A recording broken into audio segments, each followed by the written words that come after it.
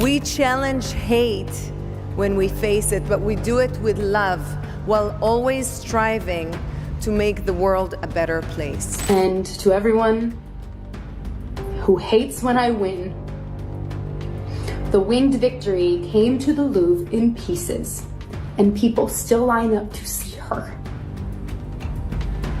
And I can only hope that despite my flaws, and despite my cracks and my breaks, and there are many of them, that at every premiere and everything I do, people will wait in line to see. Rachel Zegler is breaking down in tears right now, and it looks like Gal Gadot may have just thrown her under the bus for the entire Snow White disaster. Fans were already bracing for this movie to crash and burn. The backlash had been brewing for months. But what Rachel probably didn't see coming was Gal allegedly turning her back on her after everything spiraled out of control. And no, this isn't just some wild internet rumor anymore. We're talking real behind-the-scenes leaks and drama blowing up. Even the producer's own son jumped in, calling Rachel narcissistic. So here's the deal. Snow White has officially become Disney's biggest box office failure. But let's be honest, movies flop all the time. So why is all the blame landing squarely on Rachel Zegler's shoulders? She didn't direct the movie. She didn't write the script. She didn't handle the marketing. So what made this flop feel like it was all her fault? An idiot I've been as a young person in this industry who has no filter and no idea what she's doing. If I'm gonna stand there... Well, here's where things start getting juicy. Remember when Gal Gadot got her star on the Hollywood Walk of Fame? It was a huge deal. Tons of celebrities showed up to cheer her on, but one person was noticeably missing: Rachel Zegler. Now sure, maybe she had a schedule conflict, but fans aren't buying that excuse anymore. I think it's time for Snow White tonight to have a little talk. But when you take a step back and look at the full timeline, something just feels off. Because Rachel didn't just skip Gal's Walk of Fame ceremony, she also avoided her at the LA premiere. They didn't pose for a single picture together, didn't walk the carpet side by side, and get this, Rachel was seated 2 rows ahead of Gal and her entire family. If things were all good between them, wouldn't we have some kind of photo proving it?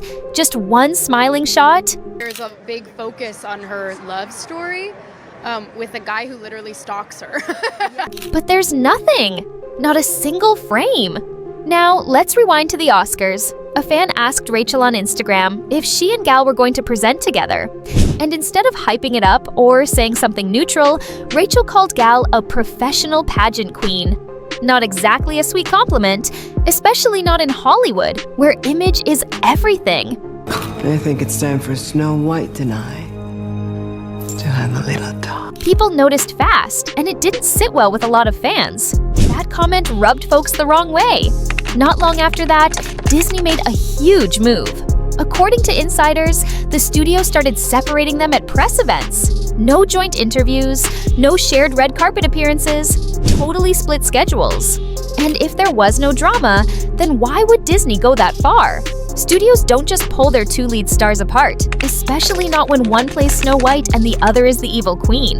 The whole point of the promo should have been the epic showdown between Snow White and the evil queen.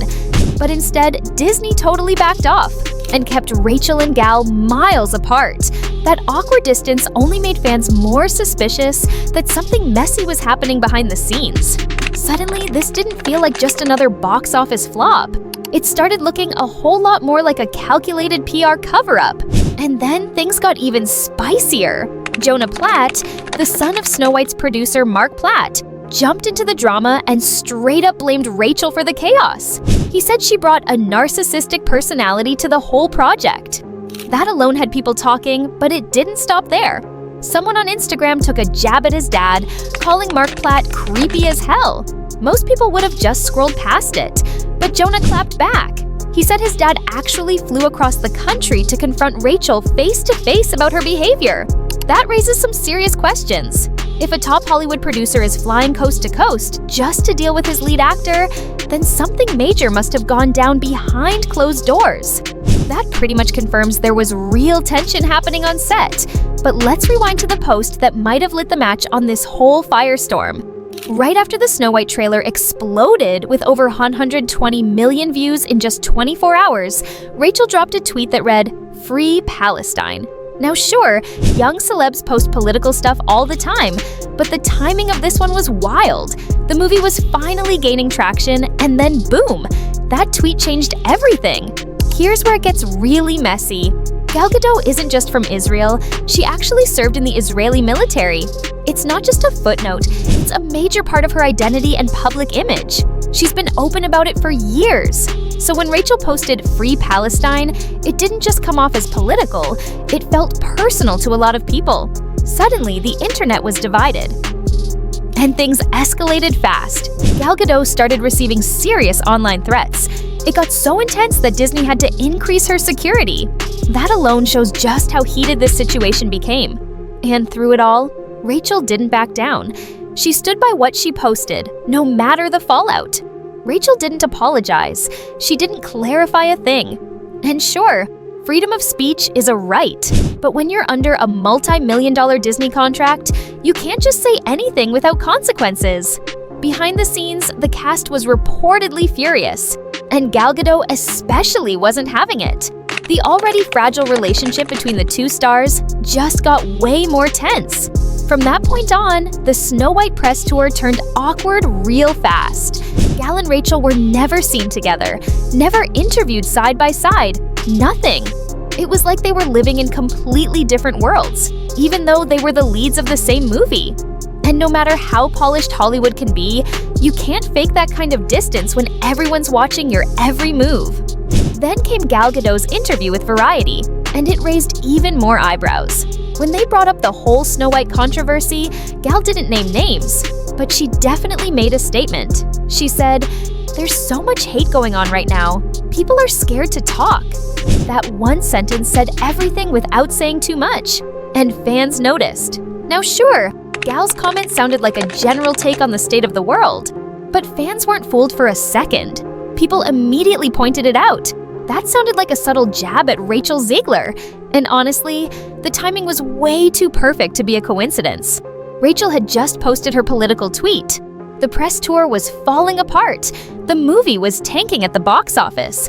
Gal knew exactly what she was doing with that one sentence. She didn't call anyone out by name. But when you drop a line like that, right in the middle of a major PR disaster, everyone knows exactly who you're talking about. It was the kind of professional clapback that didn't need to shout to make a statement. It was sharp, cool, and calculated, and fans picked up on it instantly. Gal's been in the industry for a long time.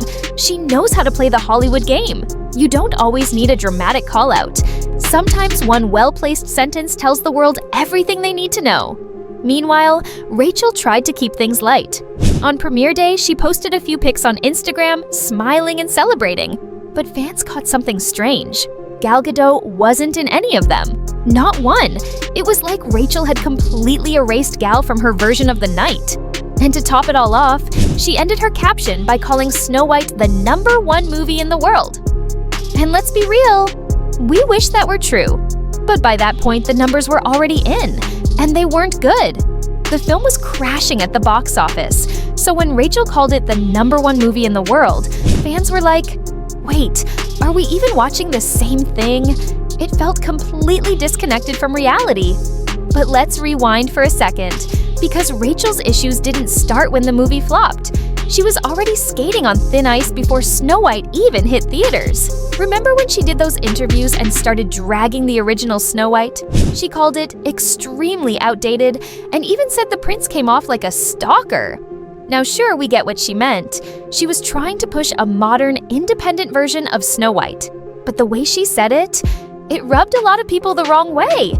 This isn't just some old film, it's a Disney classic. People grew up with it.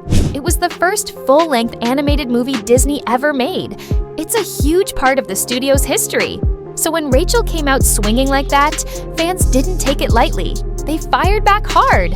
1-star reviews, YouTube dislikes, non-stop Twitter commentary. It wasn't just criticism.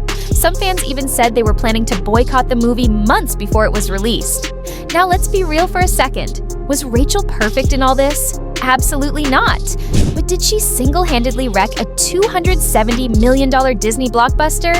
Let's not go that far, because when you look at the bigger picture, this movie had issues from day one. People couldn't even agree on what it was. Was it a remake? A reboot? Nobody really knew. And let's not act like Gal Gadot's record is spotless either.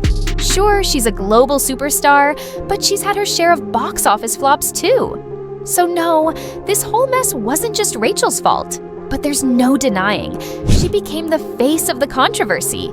She's the one fans remember for those awkward interviews, the weird press energy, and of course, the political tweets. Sometimes, when a movie crashes this hard, studios go looking for someone to blame. And guess who ended up in the spotlight? Rachel. But here's the real question. Was she a scapegoat? Or did she actually help tank the movie even more? Because honestly, the answer might be both. So now it's your turn. What do you think? Is Rachel the one responsible for this entire mess? Or are we just watching a massive Disney disaster unfold from the inside out? Drop your thoughts in the comments below, and don't forget to subscribe for more.